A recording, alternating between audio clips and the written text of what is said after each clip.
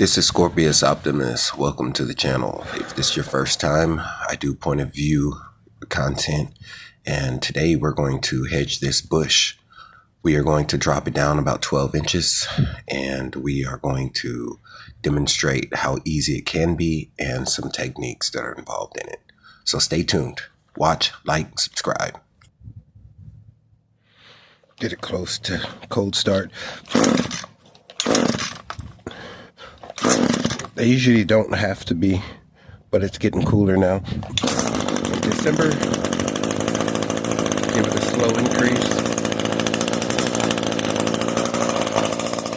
Give it some gas while you do it so you can check it, stabilize. Bog down, hear the bog, and then increase.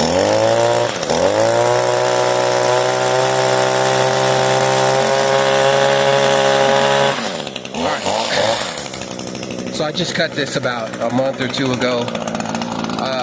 These guys, I don't know the name. I think they're lower pedalums.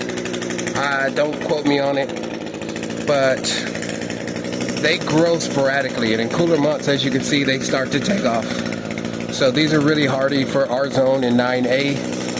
The client wants me to take about a foot off the top. So I'll probably start with the top level and then bring it down, and then just round it up and give it the continual shape. If you guys have been with me, you'll see that we did this yard last time. He wants to become every single week, rain, sleet, snow. I also have a point of view camera like this video on doing the yard, but I'm not going to keep saturating the channel with this exact same content. If there's something dynamic that I want to do differently in this yard, we'll do it. But as of right now, we're going to do something different and show you guys our hedge game. So let's get started.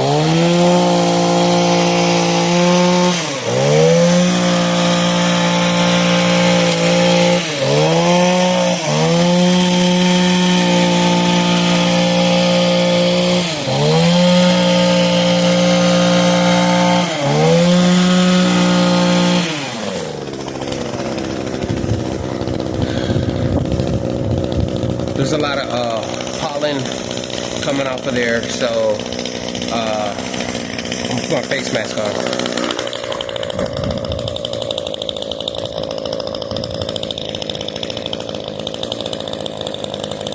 Give me 1 sec, people.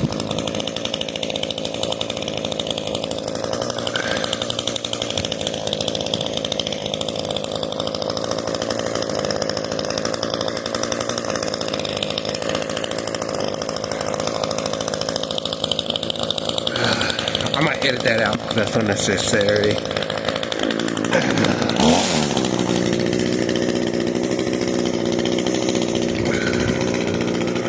Alright, so we're looking at about 8 inches. I need to take about 4 more off. I want to get it under spec.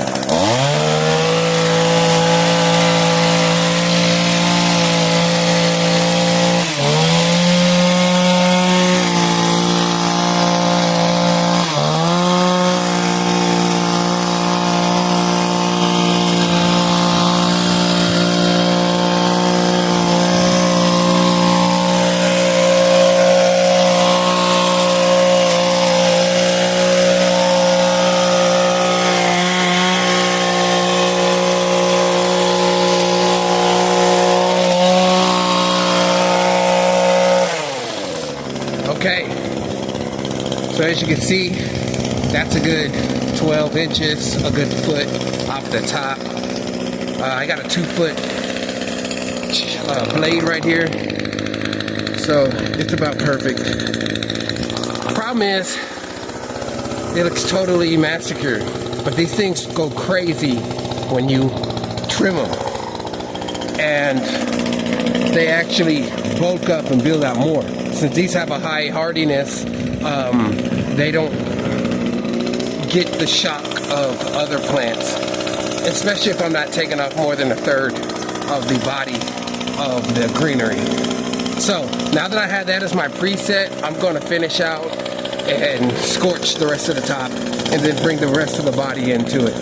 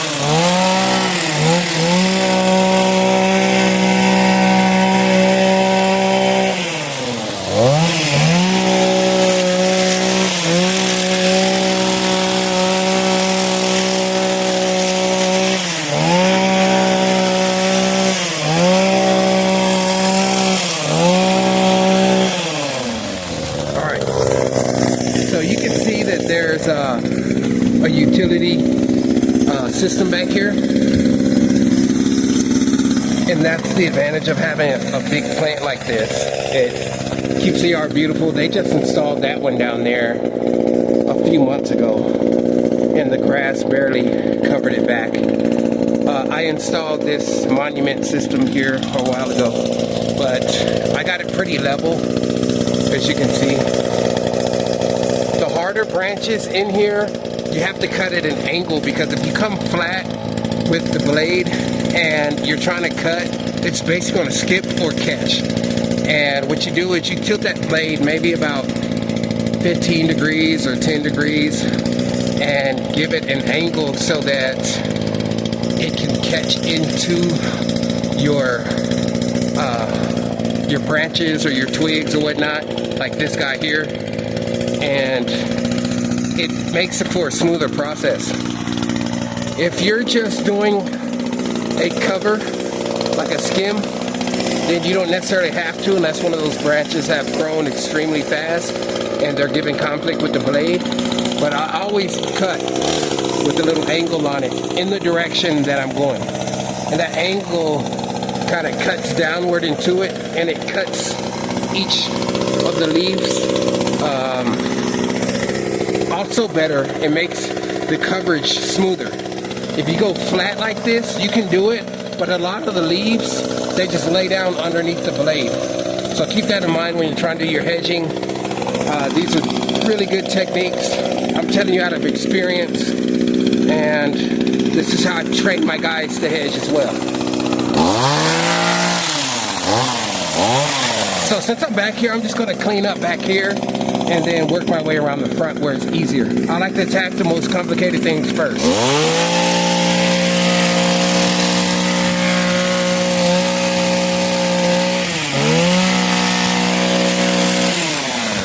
Switch hands, get a better angle.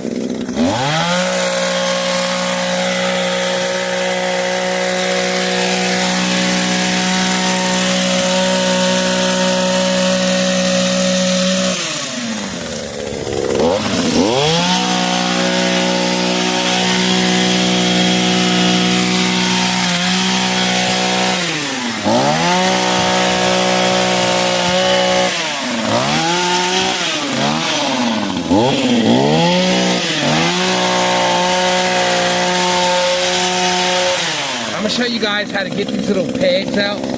You see that guy? He's pretty big. He's about 3/4 of an inch thick.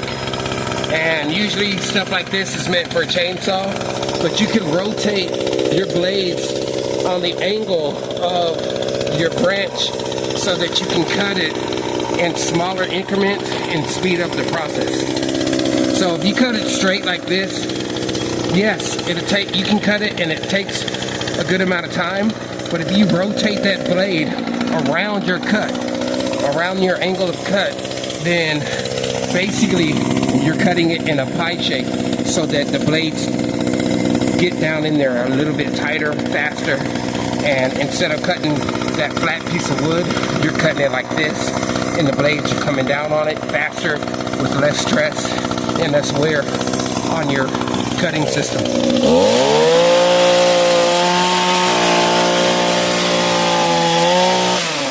That was too easy. I didn't even get a chance to show you.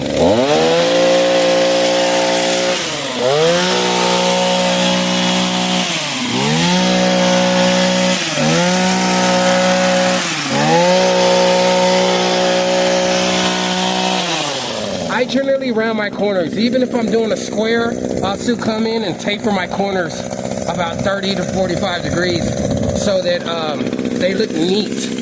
Because if you run it straight and then run it down, there's still always those little wild ones. So even if I taper it, I might come in an inch. Sometimes I taper it about 3 inches like this one. But it gives it a neater look on your corners, so that also when it grows, it doesn't grow wild. Because it's going to grow wild from the parts that you don't touch.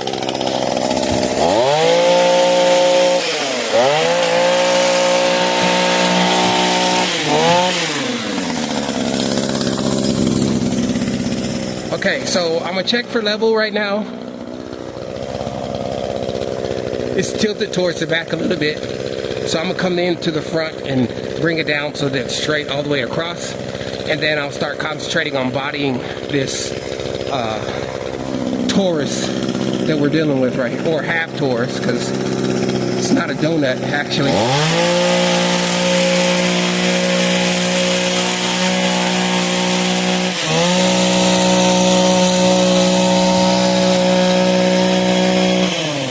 Now let me give you a demonstration on why I don't go straight with the blade, and then I'll show you why I go at an angle. And I said 10, 5, 15, there's probably a 20 or 30 degree angle. So here's flat.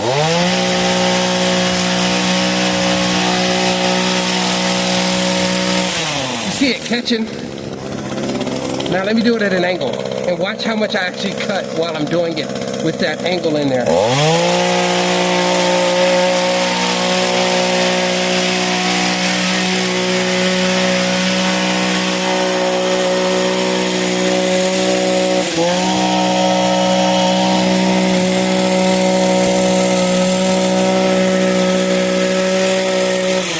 And even though you still have have the bouncing because there are different twigs at different heights and different angles coming in towards the shaft of the blade system. It still cuts down so that before it reaches it, these little guards right here or the tip of the blades don't interfere with the stock itself and cause it to bounce back and then make you be all over the place with your blade.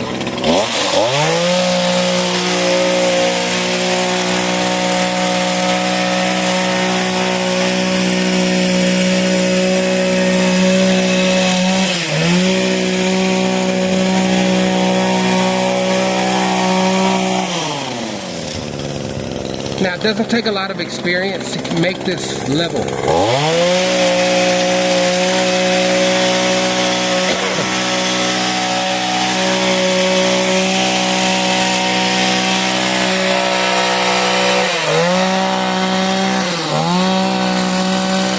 The main thing you're going to want to do is grip your handle, keep this firm with your trigger, and then you're going to want to set your arm. Look at my shadow. Let me put my shadow on the fence. You want to set your arm in a way that it doesn't move, right? And then as you see my shadow, you're just going to run across it like this. Just like you see in the military movies when they come in with that gun and that rifle, they're not moving that rifle. Their body's moving, but it's going to be in the same situation or positioning with the body no matter what type of rotation you give it, and that's what you're looking for. And so all you got to do is walk up to the level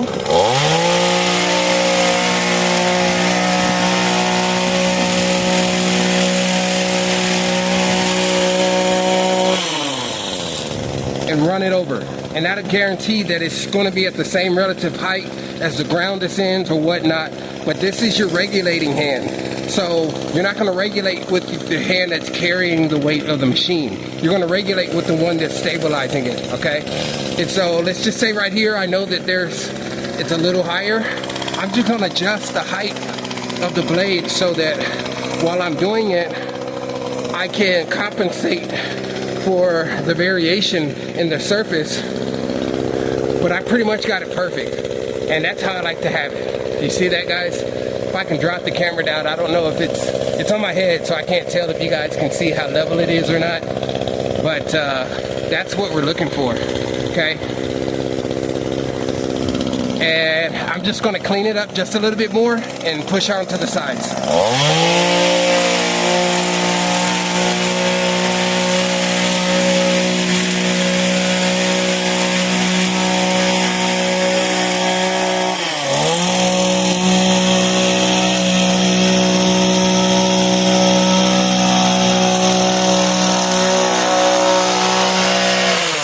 Now, as you see, there are a couple wild ones over here. You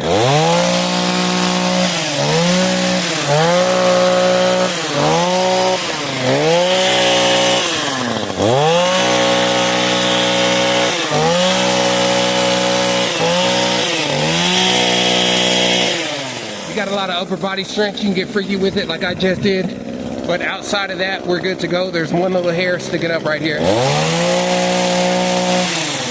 And then we're golden. So now that I have what I'm looking for, I can start rounding this Taurus up so that it looks exactly how the client wants it to look. I start on one corner. My advantage corner is the corner that I'm facing and have the most liberty to regulate my machine in my cutting process, right? So I'm just gonna go around it. Same principle with my holding arm, and then this arm I'm going to use to do my excursion up and down so I can get a perfect match. And then we're going to bring it over here and balance this thing out. You can start in the middle, you can start on the opposite side, but I'm going to start on the easier side because it's easier. And don't try to attack the entire top and bottom at the same time. You can divide it into 3 sections, top, middle, bottom, or you can do what I'm fixing to do is try to do the top and most of the middle and then come back and do the bottom. And this is why I keep my knee pads so that I can get on the ground and do it. Because if you notice on my hedges, I don't let them grow out from the bottom either. I keep it clean all the way through, and it looks really good, and it looks like it's kind of floating. And that's the effect you want with your bushes if you're doing rounding or any type of glamour hedge work.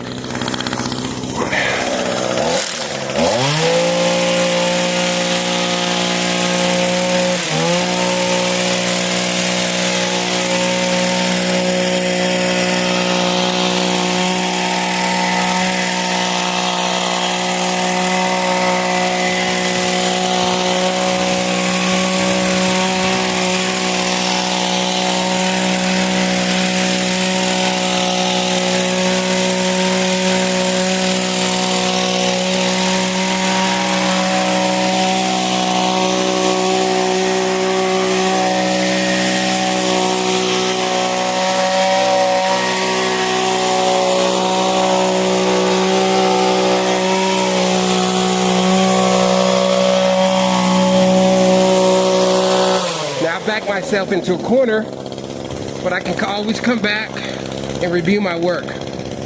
Now, as you can see, the bottom is protruding a little bit more, so we got to rectify that when we come back around. And then on the blend line, you can see there are a few of them still pushing up.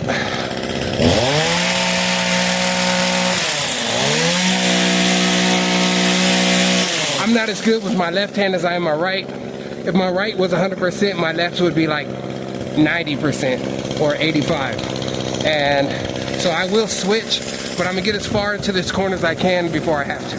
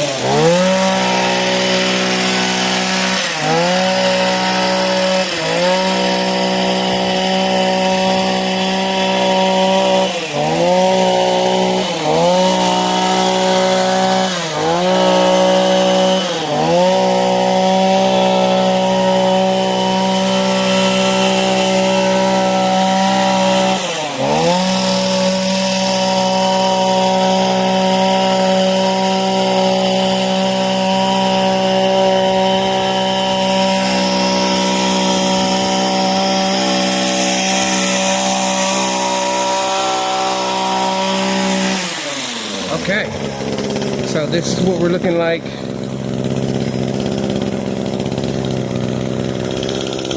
This angle here is a little bit more drooped, so I gotta rectify that, but it looks good.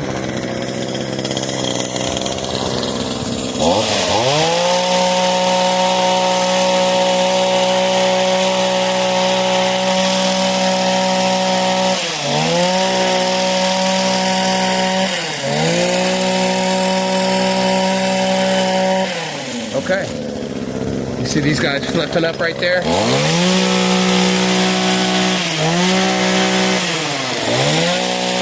When doing hedges, it does matter which angle you take, because how the leaf comes up the stalk indicates how well it's going to cut. So if I come at this angle, 9 times out of 10, it's going to skip the blade and lay down underneath the blade so that it doesn't get cut. But if I come at it this way, it's fricative. So it's going to get up in there, expose that stem, and then snip away. See that? They don't always comply when you want them to. All right, let's get on the side of it, round these sides up, and then we'll get at the bottom and do a bottom skirting, and we'll finish up with the clean out, and we'll start working on the yard.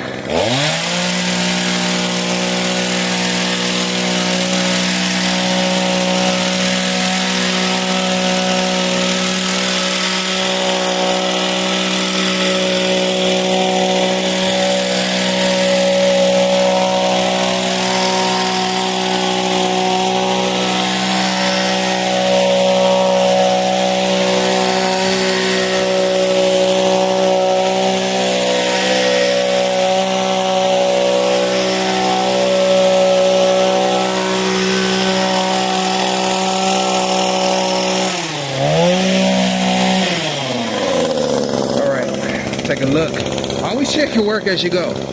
That way you can see what errors you're making in the process, and you can modify those in real time instead of discovering after you thought you finished.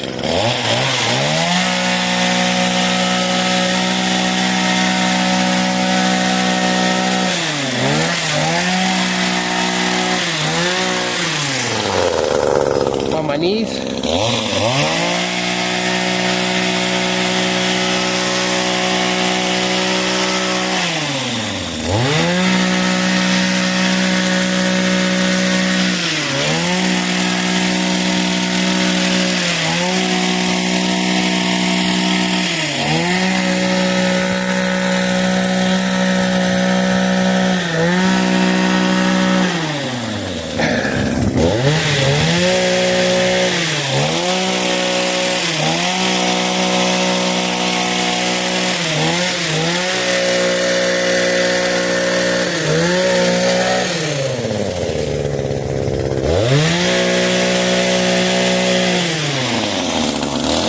Switch.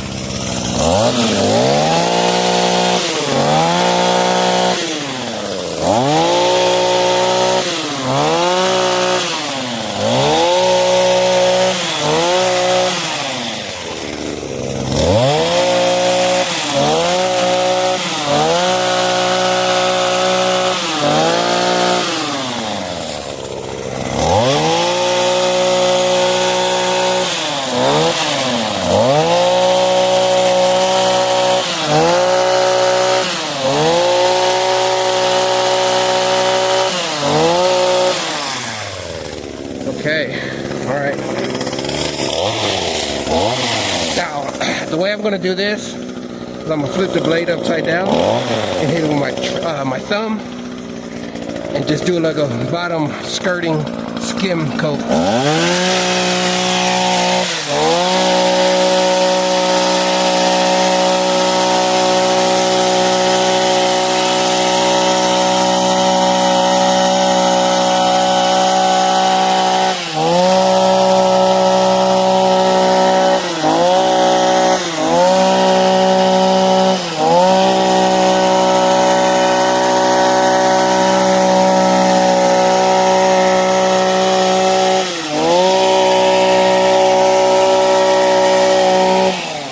Now this here is a little dramatic.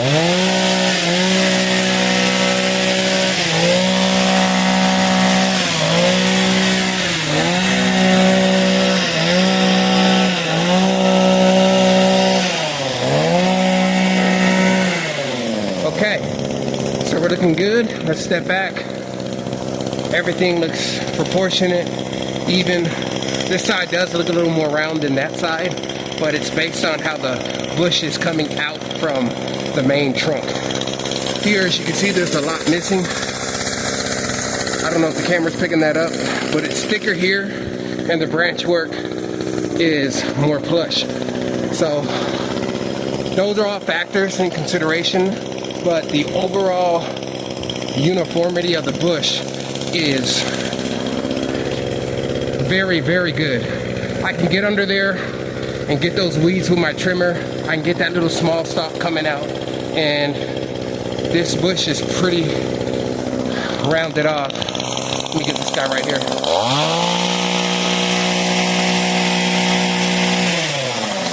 Okay, I saw something else. I think it was this. And then final check. There are some leaves like this guy. Sometimes they're just leaves that have been cut, and sometimes they actually lay down and weren't caught by the trimmer blade.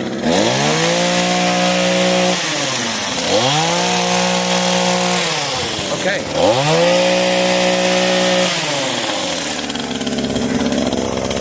Check. See? Alright. So we're looking good here.